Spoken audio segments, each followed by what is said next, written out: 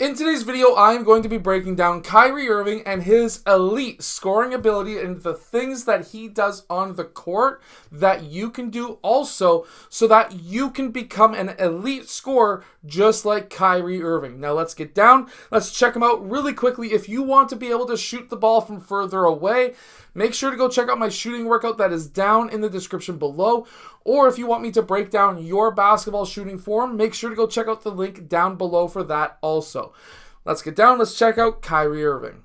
Okay, so first we're going to start with Kyrie Irving on the far side 45, also called the wing. Really quickly, the different areas of the court I'm going to mention potentially are that's the corner, this is the 45, also called the wing, and this is called the point. This is also the wing, and that's also the corner. This is the key, elbow, block. When Kyrie Irving drives to the rim, watch some of the things that he does extremely well. Right here, when he drives, the first thing that he does, if we back this up really quickly, look at the shoulders of his defender and look at his shoulders. They're quite a bit lower. That is going to give him leverage if that defender tries to body Kyrie Irving. Kyrie Irving then drives to the rim with very few dribbles. He keeps the ball nice and high, which makes it harder to steal, but also shows the referee more fouls if they were going to hit his arms when it comes to trying to steal that ball. Now, when he gets into this position right here, look at all of the defenders that have collapsed on him. He literally has the whole entire other team collapsing in on him. This would be a terrible decision for him to try to score. The best decision here is to kick that ball out. However, that doesn't just stop there. The next thing that he does is he relocates after that pass. He doesn't just sit in the key and do nothing. He then relocates out to the opposite side corner. This is extremely important because now he's drove to the rim, collapsed the defense.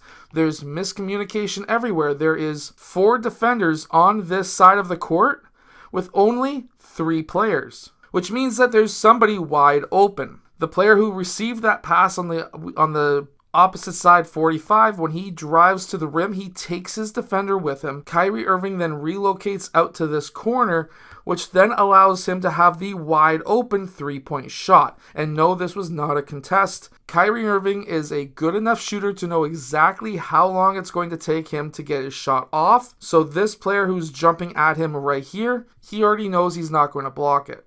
Now, a good play that they run, and a lot of teams run, is to get a dribble handoff and a secondary screen for the corner player. Kyrie Irving was the corner player. He is now coming up using the first screen, and then he's using the second dribble handoff, which is also a screen. However, both players are smart. Kyrie Irving stops early because his defender was jumping ahead of him. The man with the ball was smart enough to then kick the ball to Kyrie because now this defender is out of position. There is a wide open lane to the basket. Kyrie Irving takes that lane because, of course, you have to. If you have a lane to the basket and you are a good finisher, you have to get that ball to the rim. That's exactly what Kyrie Irving does here. He keeps the ball nice and high, which keeps it away from reaching hands, and this defender did have his hand in the way. And then Kyrie Irving is able to do an outstretched underhand layup. Now, for all of the coaches who are old school who say you should never do an underhand layup, I'm going to say once you start getting to higher elite levels, 90% of your layups are going to be like this. So you need to practice these in practice to be able to make them in game. And we can really see right here, he obviously does that first pass fake over here to nobody, but there's a hand in the way. If Kyrie Irving kept the ball down here and tried to swipe through, if this arm made contact with his arm, while yes, that's a foul, probably the referee's not going to see it because it's below your chest. This area is dead space to the referee. They usually can't see it because of bodies, which means that you can get away with reaches. But by keeping that ball high for the offensive player, it is much harder to get that ball stolen, but also shows the referees that you are getting fouled. And of course, underhand layups are very important to practice. So now he's got Ant-Man guarding him, and when he drives to the rim on Ant-Man, the first thing that he does, Ant-Man is playing him straight up. He's not giving Kyrie Irving the baseline, he's not giving him middle, he's playing him straight up. which now forces Kyrie to make the decision. Kyrie did a few jabs first, and as soon as he was able to shift the weight of Ant-Man over towards that side, he then drove to the opposite corner, or the opposite side of where his defender was shifted. He takes very few dribbles, 2 dribbles, and then he takes the last dribble there. He goes for a jump stop. Going off of 2 feet with a tight, stronger, bigger defender on you is a very important move. By going for a wide jump stop, this is going to give you balance so that if you do get fouled and there's no call, you can still get the basket. But by going wide like we see right here, that's going to give you the ability to use your body to guard the ball, and then you can go up with your left hand as how Kyrie is doing right here.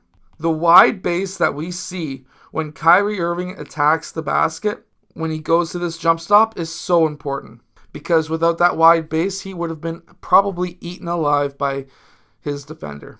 Now, normally, when you see a screen and your man goes over top of the screen, you want to attack the rim. Because now this man is out of position. You've probably got the switch, but the drop coverage man here is too far. This drop coverage should have been here, not here. Because Kyrie Irving is a shooter.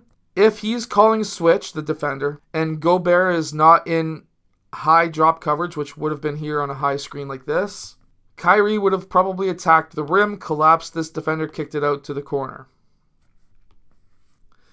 However, instead, because Gobert is way too low, Kyrie is a very good shooter, and his man is no longer to be seen, that's a wide open 3-point shot for one of the better 3-point shooters in this year's NBA playoffs. So by reading defenses and understanding what they are doing to you, you are going to be able to score more points. Understanding where drop coverage is, where the help defender is, where gap defenders are, and then understanding which side of the court to attack. Kyrie Irving, obviously, he's in the NBA. He's a very crafty scorer. He reads what the best, hey, Kawhi's on the right side. I'm probably not going to drive the right side. I'm going to drive left side because somebody who's not as good as Kawhi is on the left side. Things like that. Then, when you go and attack, you use different screens, understanding how they come off the screen. Hey, if they go under the screen, I'm probably going to pop for a shot. If they go over, if the drop coverage is high, I get the switch, I go. Things like that will allow you to score more points in your next game. Also, being able to have wide feet is extremely important if you're trying to body somebody. So I hope that these tips will help you become a better basketball player. Make sure to go check out my shooting workout that is down in the description below. And if you want me to break down your shooting form, make sure to go check out the link down below as well. I'll see you guys again in my next video.